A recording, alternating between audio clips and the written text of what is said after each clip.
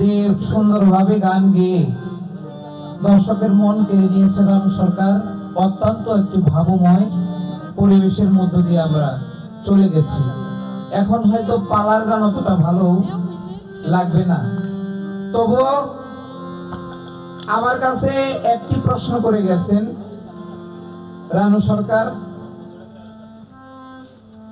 আমিও তারই মতো একটি গান করে পালার গান, তার প্রশ্নের উত্তর করে তারে আর প্রশ্ন না করে আমি ভাবের দেশে চলে যেতে চাই। আমার বদল চান এখানে বসছেন, একটু খেয়াল করো, এটা উল্টা হয় নাই। কথায় কথায় বলছে যে নবী, যে কোন নবী, শুধু হযরত মুহাম্মদ সাল্লাল্লাহু আলাইহি ওয়াসাল্লাম বাদ দিয়ে নবীর একটা ভুল করছে। এটা বাজান আমি আর এই বিষয়ে কোনো কথা বলতেই চাই না।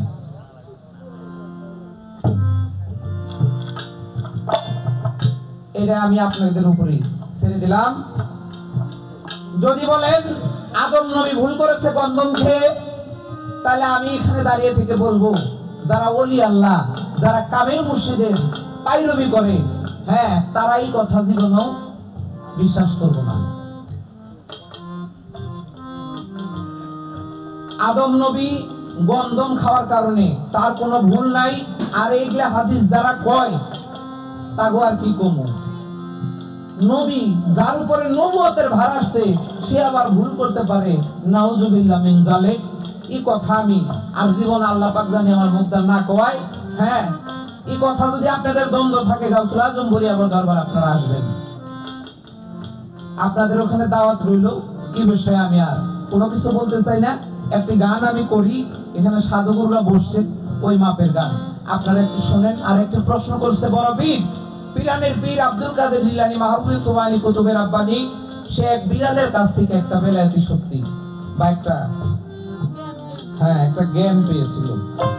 আমি বলা করার জন্য চেষ্টা করব। একটি গান আগে শুনি, আপনারা রশিদ সরকার কি বলতে থাকবেন।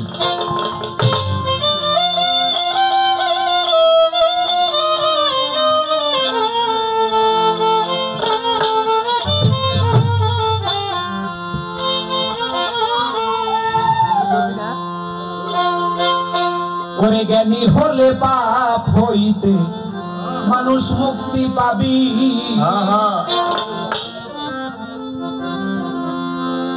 বলছে নবীকে দেখার জন্য চোখ লাগে।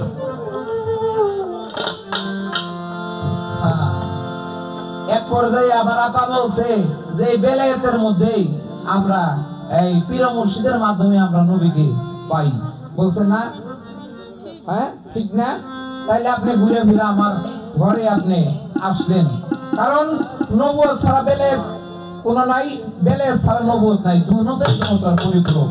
আসেন আমরা এই মিলে জিলে আমরা সামনের পথ অতিক্রম করি।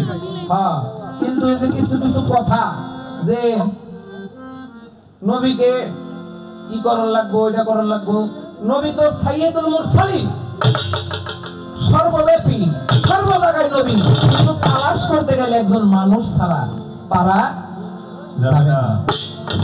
এই কথা, এইটাই হলো লাস্ট, এইটাই হলো ফার্স্ট। একজন মানুষের কাছে যেতে হবে। জালালউদ্দিন খাঁ বলছে, মাতা রাজ্জাক বলছে, যদি মানুষ হইতে যাও জাতি ধর্ম ছাইরা দিয়া সরল দেশে যাও, আগে তুমি সরল দেশে আসো। তাই অজ্ঞানতার পর্দা কেটে, অজ্ঞানতার পর্দা কেটে আর ফাতে হাজির হবি, জ্ঞানী হলে পাপ হইতে মুক্তি পাবি। অজ্ঞানতার পর্দা কাটলে, অজ্ঞানতার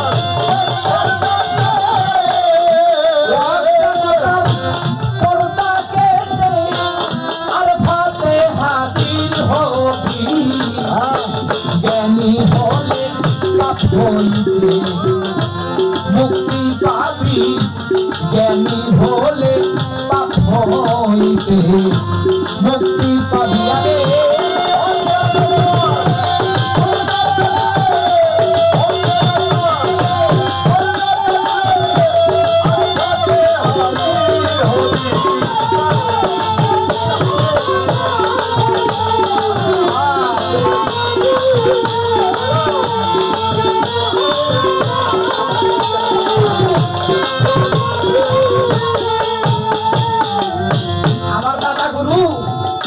আপনারা সকলে ছিলেন, এখানে রবীন্দ্রনাথের ভক্ত আছে, আপনি রবীন্দ্রনাথের ভক্ত।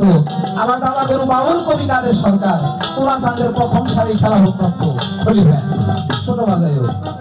আমার দাদা গুরু তার একটি কালামে লিখলো কি, মনের চেয়ে জ্ঞানের বয়স কম পড়ে, তাই মন দুরন্ত হয়ে ভ্রান্ত, খুঁজে পাই না জ্ঞানের। তোমার বয়স যেমন তোমার জ্ঞানের পরিচয় ততটুকু। এই গানটাই বুঝিয়ে দিবে, আমি আর কোনো কথা বলবো না। কি বলছে, অজ্ঞান করলে সেরে হবে, জন্ম সরকায় ঘুরতে হবে, অজ্ঞান হয়ে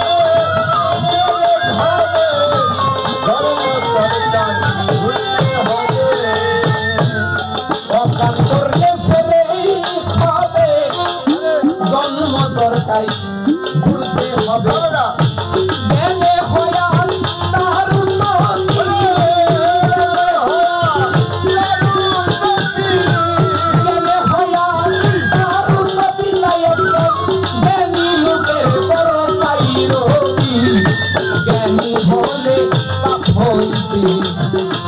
মুক্তি পাবি, জ্ঞানী হলে পাপ হইতে মুক্তি পাবি।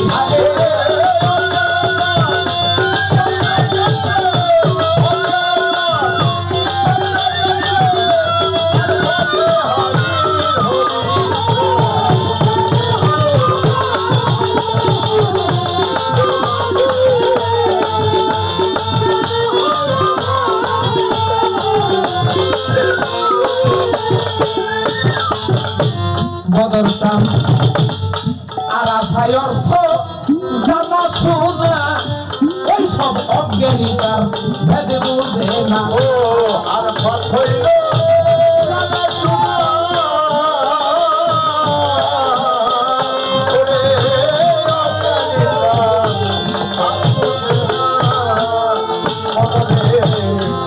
আরাফায় অর্থ জানা শোনা, অজ্ঞানিতার ভেদ বোঝে না।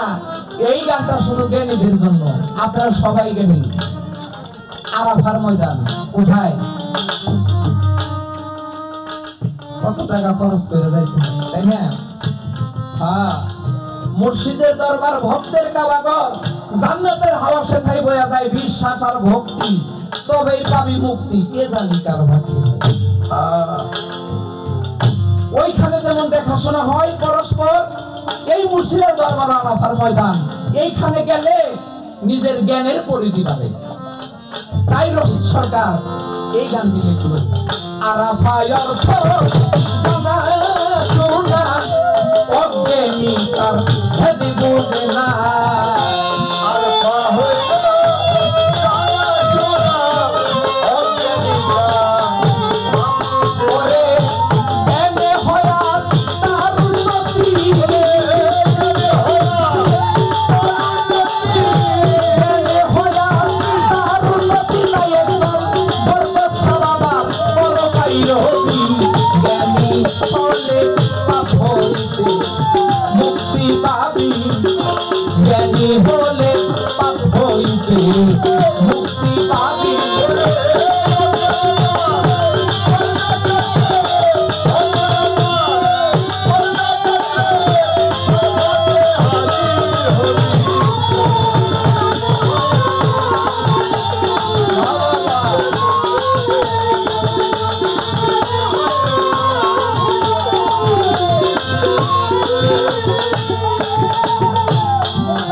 আত্মজ্ঞানের উন্নতি করতে যাইতে হবে ওই আরাফাতে।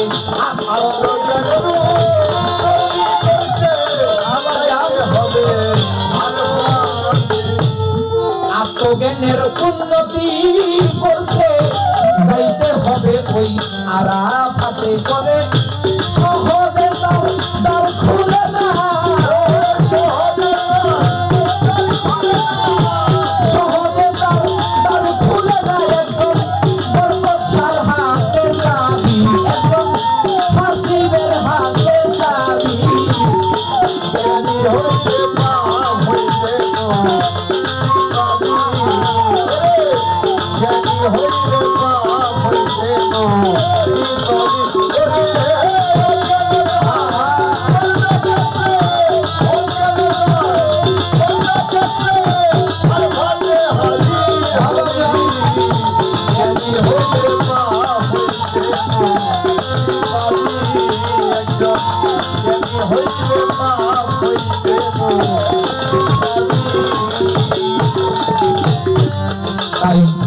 এই দেহ মনের গতির উপর বাগান রাখতে হবে কড়া নজর।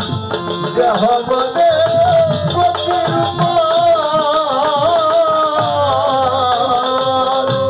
রাখতে হবে তো কড়া নজর। দেহ মনের গতির উপর গতির উপর গতির উপর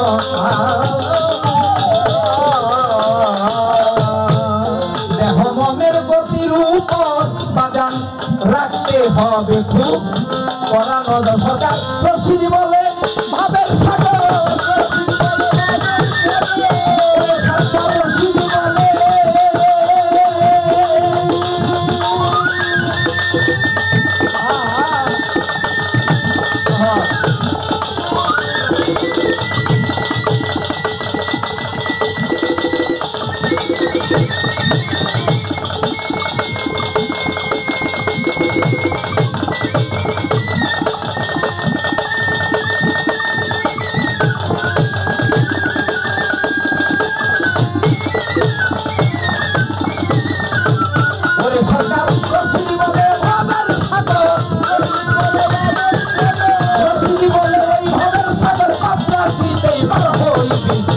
জ্ঞানী হলে পাপ হইতে মুক্তি পাবি,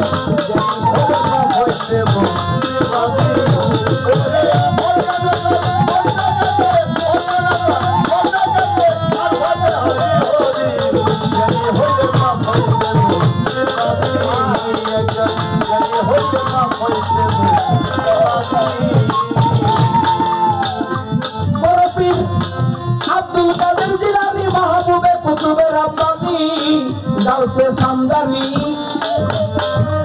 একদিন এক বিড়ালের কাছ থেকে একটা জিনিস শিখল, তাই আমি আপনাদের বলি বিড়ালের কাছে কিন্তু একটা পাওয়ার আছে, আপনাগো আছে নাকি জানা? মাছের কাটার পাওয়ার। সাবাইয়া মুরমুরা করে আর আমরা দুইটা কাটা গেলে আমরা হাসপাতাল নিয়ে যাবো। জীবনী পরে তাই পাইলাম।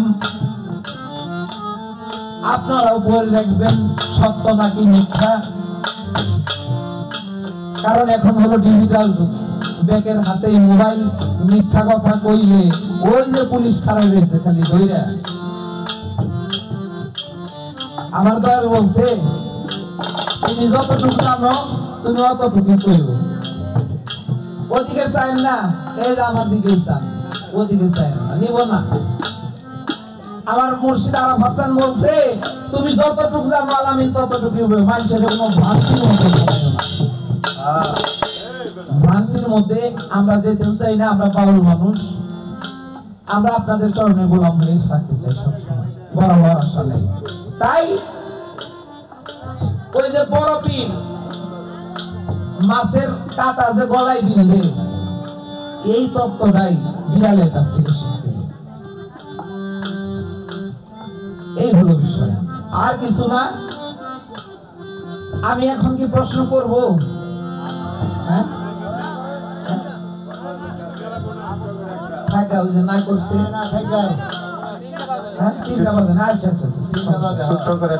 না, না না থাক। পালাগান এই পর্যন্তই সমাপ্তি করলাম। আমার কথায় ভাষায় হ্যাঁ অনেক ভুল আছে আমি জানি, আমাকে আপনারা মাফ করবেন। আমি যেন সাধুগুরু পায়রবি করতে পারি। তাই বাজান রানু সরকার গান করেছে, সখী তোরাই আমার হয়ে একবার জিজ্ঞাসা করিস তারে, এত কেন বিরহের জ্বালা জ্বালায় আমার পুরাই আমার। আপনারা সকলেই জানেন গাউসুল আজম করিয়াবর দরবার শরীফ গোলাম মাওলা তোলাচাঁদের নাম শুনুন না আপনারা? যার কাছে বায়াত নিয়েছে বাউল সম্রাট রশিদ সরকার, আজকে মানিকগঞ্জ আলোড়ন করছে। মমতাজ বেগম উনি আমাকে তোলাচাঁদের বায়াত। তোলাচাঁদের এক পাগল ছিল, তার নাম হইল ভ্রমর পাগলা। ভ্রমর পাগলার বাবাও খালেকস্তানদের পায়রবি করছে। খালেকস্তানের পরে তোলাচাঁদ বংশের একটা ধারাবাহিকতা তো।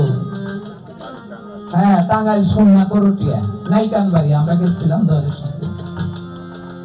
তো সেই ভ্রমর পাগলার বাবা, তার বয়স যখন 12 বছর, তখন তোলাচাঁদের কাছে এসে রাইখে গেছে। বইলা গেল, তোলাচাঁদ আমার তো দেবার মতন কিছু নাই, আমি আমার ভ্রমর রে আমি আপনার কাছে রাইখে গেলাম। পরে আপনি মানুষের মতো মানুষ বানাইয়া তারপরে ওরে আপনি পাঠাই দিন। তোলাচাঁদ স্বীকার করে ভ্রমর পাগলারে রাখলো। ও বাজান, দয়ালের দরবারে গেলে আজকে যেমন আমরা বরকত চাঁদের দরবারে আসছি, এই দরবারে যে খাদেম আমার দরদি, আমার শাহজাহান কাকা, তারা বিভিন্ন জনে বিভিন্ন সেবা দেয় মানুষকে। কেউ সামিয়ানা টানায়, কেউ থালা বাসন ধোয়, কেউ বা শিল্পীর আসলে খাবার দেয়, কেউ বা নানান বিষয়ে তারা ব্যস্ত। ভ্রমর পাগলা তার গুরুর দরবারে একটা কাজ করতো, ওই কাজটা কি আপনারা জানেন বা জান?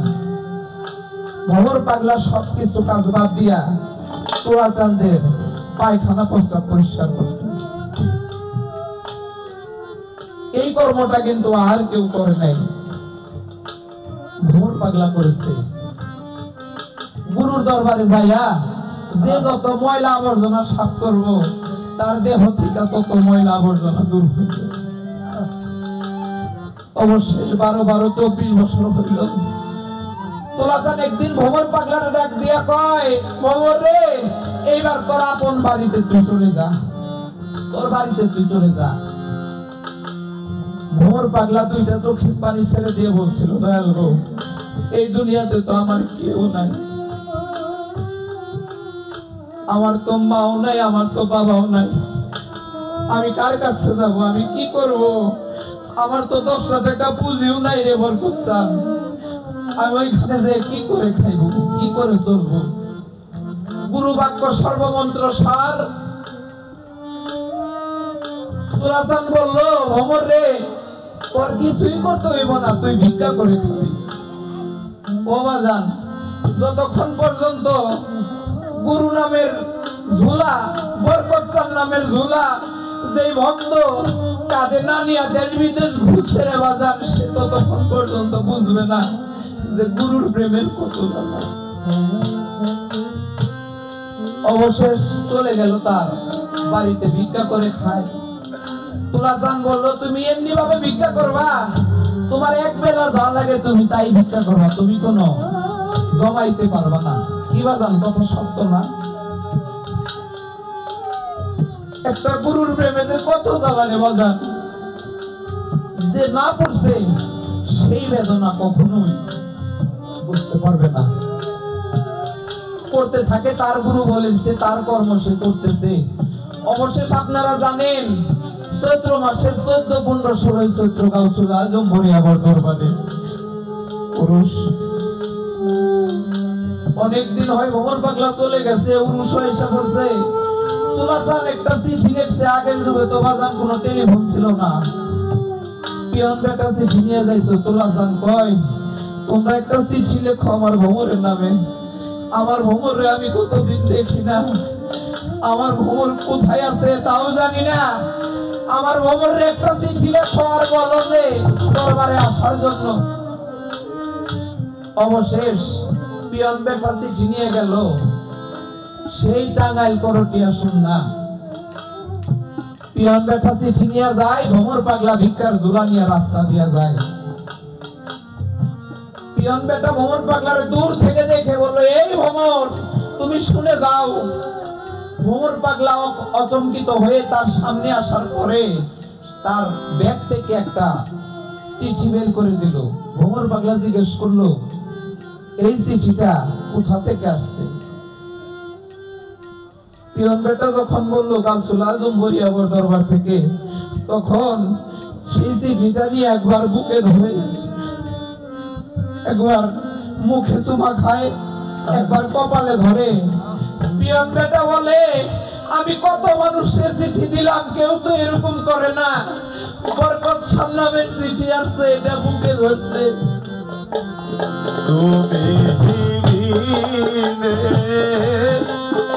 গরলি